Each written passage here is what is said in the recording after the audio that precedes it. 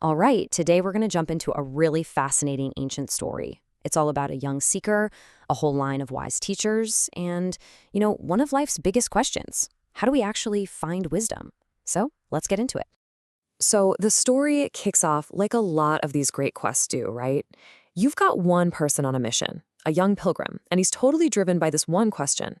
And it's not just any question, it's so profound, it could literally change not just his life, but his entire view of reality. Okay, so let's meet our guy. His name is Sudhana. And what's cool is we're not starting at page 1 of his journey. Nope, we're jumping in right in the middle of his epic quest for knowledge. And look, Sudhana isn't just, wandering around hoping to stumble on something. He's on a very specific mission. He's already traveled a long way, looking for teachers he thinks can guide him on this path to what they call supreme enlightenment. And this is the question he actually asks. I mean, you can just feel how sincere he is, right? He's not looking for some kind of hack or shortcut. He's asking, how do I start the real work? How do I even learn the path, let alone walk it? Now, when he keeps saying the path, he's talking about something really specific, the Bodhisattva path. And this is a super important idea to get. It's not some selfish quest for your own personal salvation. It's a journey you take with this incredible compassion, where the whole point of becoming enlightened is so you can help literally everyone else do the same. So Sudhana takes this huge, life-changing question to a wise elder. Her name is Mayayula.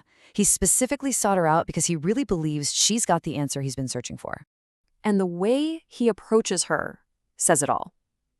He comes with this immense reverence. He actually bows before her. You can tell he has this deep, deep respect for the wisdom she represents. So, the stage is totally set for some big, profound teaching. And Mayawela responds. She tells him she's attained this one single liberation, and it's called pure wisdom's light. And that sounds pretty powerful, right? Definitive. It sounds like exactly the kind of secret knowledge he was hoping for. But then she does something completely unexpected. This is where it gets really interesting, because what comes out next is this incredible humility. Her greatest wisdom isn't this pure wisdom's light that she knows. It's that she completely understands its limits.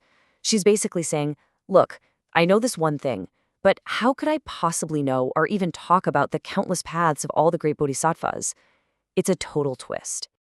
And the beauty of this whole thing is how it unfolds. You can break their whole meeting down into these simple, elegant steps, really. You have the respectful approach, then the profound question, which gets this really humble answer, and that answer, instead of being the end of the line, just points them in a brand new direction. And this, right here, leads us to the real lesson of their whole meeting. That non-answer she gave him, it turns out to be the most valuable answer she possibly could have offered. Yeah, because her real teaching, the real gift she gives to Sudhana, it wasn't the specific bit of knowledge she had.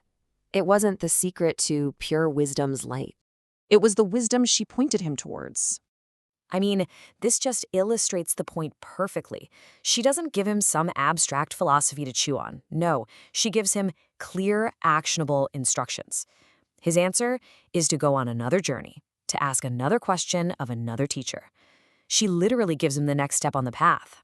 So Sudhana leaves, and the original text even says he's a little reluctant to go, which really shows how grateful he is. But he continues on because now he gets it. He didn't get the final wrap-it-all-up answer he thought he was looking for. But what he got was way more valuable, a much clearer idea of what the path actually is. So what are the big takeaways for us from this one short meeting? Well, for one, that true seeking is a journey. It's not a destination. And that real, profound wisdom, it often comes with the humility to just say, I don't know. And maybe the biggest one of all, sometimes the best possible guidance isn't a final answer, but just a clear sign pointing you where to go next. And all of this really leaves us with one final thought to ponder. In our own lives, when we're trying to learn something or master a skill, what are we really after? Is it the comfort of having that one final perfect answer? Or is it the wisdom to just figure out the right next question to ask?